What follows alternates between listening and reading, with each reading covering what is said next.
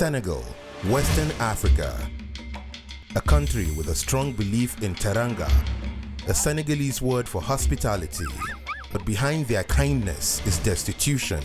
Due to many years of corrupt governance, its people have not benefited from living in a country that's rich with natural resources.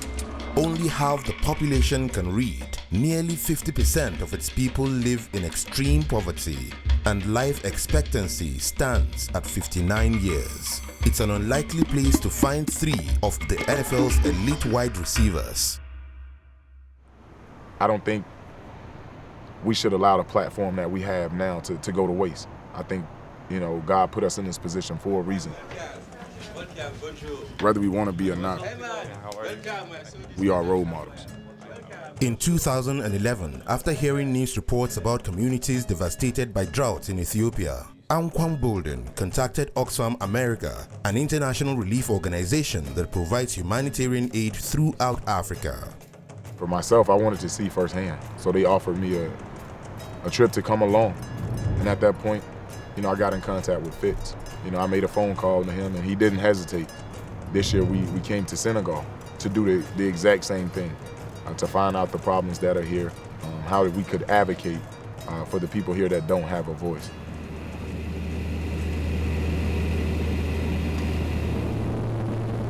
Me and Anquan been friends for 10 years now. Me and Roddy been close for 8 years.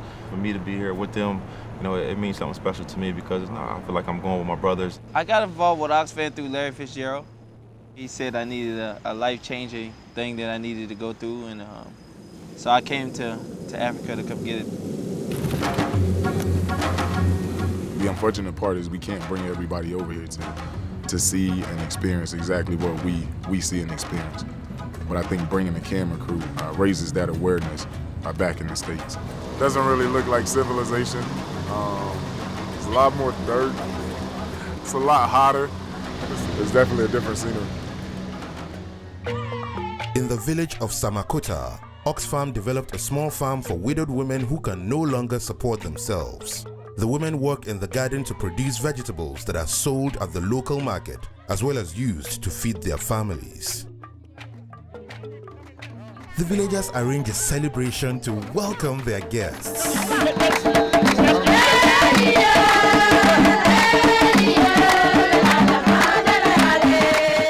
Today marks a joyous occasion for the women. Because of limited resources, their crops have gone unprotected, vulnerable to small animals rummaging for food. But through charitable donations, their greatest need will be fulfilled. About to build a fence. We've all had help getting to where we are today. It's in our heart to give back. Stretch it down some more. This is very great to have these celebrities here. This area is a tourist area, and I see the tourists coming here in this area, but never joining them to work together. With construction on the new fence completed, the villagers take a brief moment to celebrate and then quickly return to work to water their crops. So they gotta come. They gotta go down to the river every day and get water for the buckets. That's how they survive, that's how they eat. I think you gotta laugh and have fun whatever you do. We started throwing water on them, and they started throwing water back, and it was like a family bond. The more you laugh, the more you love, the more you play, the better life is. This is how we do coaches.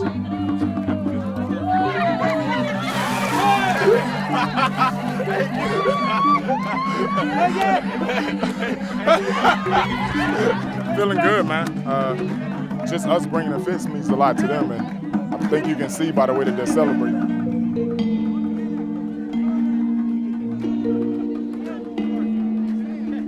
See people that don't have great houses or fancy clothes or anything, but are just sincerely happy and so fulfilled with life. It puts life in perspective.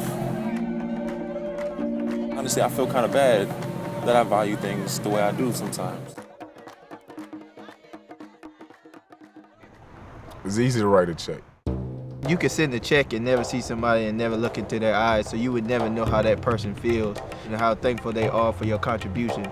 But when you lay eyes on them, it's a totally different experience. For centuries, the small remote village of Sabadola survived by cultivating crops and raising livestock on lands passed down through generations. But after the discovery of major gold deposits, the government allowed foreign mining companies to strip the land from the villagers with little to no compensation. Where farms once stood, large-scale mining operations now scour the landscape. To survive, the villagers are forced to scavenge for small amounts of gold. Every day, the women of the village make numerous trips to a local quarry, walking several miles each way, carrying buckets full of rocks back to their village, to pound them into dust, mix with water, and then pan for gold.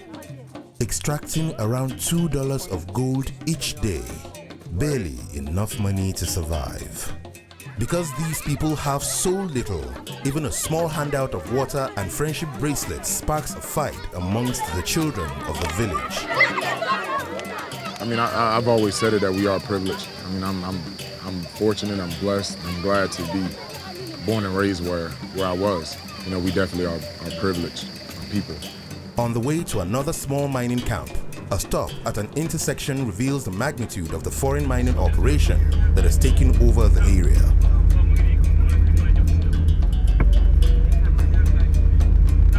On the outskirts of the village, conditions are much bleaker.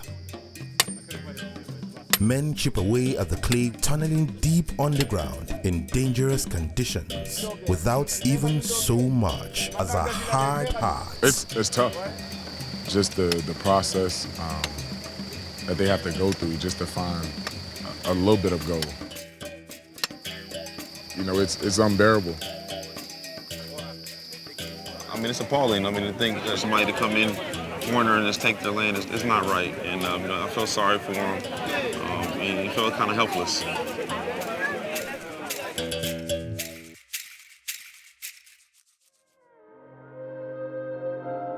Gore Island. This outpost was set up as a staging area during the height of the Atlantic slave trade. Millions of men and women detained against their will were shipped off to colonies across the Atlantic as slaves. A visit to the island is considered a pilgrimage by those trying to reconnect with their African roots. Right now we're on the ferry overheaded to Gore Island. I'm just, I don't know. I don't know how I feel right now.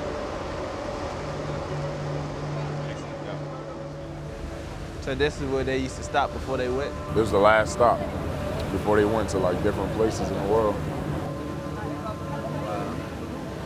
It's crazy.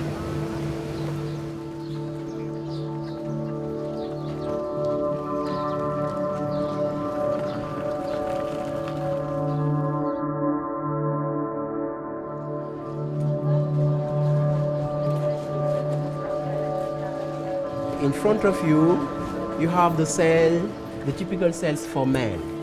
And in each cell, they used to put about 15 to 20 slaves in each one. They were almost naked. Oh, okay, they had chains around their neck and their arm. And they used to be free once a day to go to the bathroom outside. Once a day. Once a day? Yes, once a day. This is a children's cell. 15 to 20 kids inside at the same time. The slave masters had the right to sleep with the young girls. It was the right for them. Okay, this is what we call here the door of no return. Because once the slave got out from this door, they took them to Americas and they never come back. During every shipment, some of them tried to escape by jumping into water, but they never could go far because either they were killed by the security guards or they were eaten by the sharks. Slavery lasted in Gore Island from 1536 to 1848. Okay, 1536 to 1848. 300 years. More than 300 years. So here we are on Gore Island, and this is the door that they call the point of no return. So when slaves were brought through this door, they were never to see their homes again, and they were off to the Americas.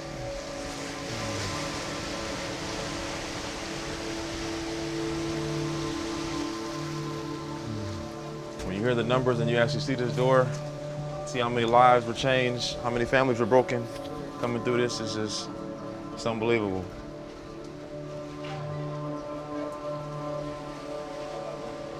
You know, we go over to Goree Island and we see millions of people shipped across the sea against their will. And what it made me think about is, if you see something being done wrong, seeing something that people need help, seeing people in trouble, you speak up. You make a difference while you have the opportunity. One man can't do it alone, but just like one man can't do it alone, the three of us can. For change to happen around the world, we all have to come together and make that change happen.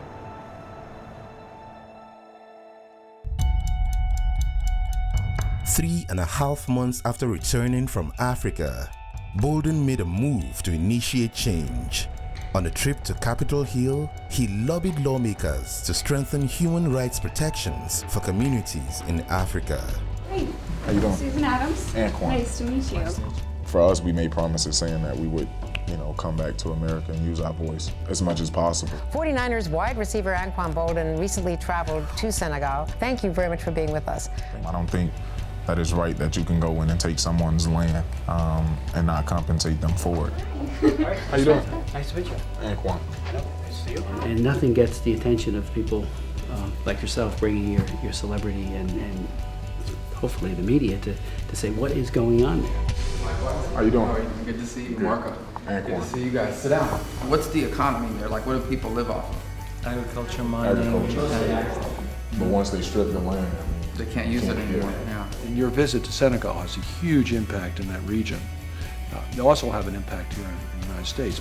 Mr. Chairman, it's an honor to be here today. During my visits to Africa, I promised the people I met that I would do everything I can to bring their stories back to the U.S., to the leaders who can make improvements. I believe you have the power to really help people in Africa, and specifically Senegal. Dear Mr. President, I know that as a leader of our nation and as an avid sports fan, you care deeply about fair play. Therefore, I am asking you to do everything you can to make sure communities are treated fairly and that rules protecting their basic rights are respected. Sincerely, Anquan Bolden.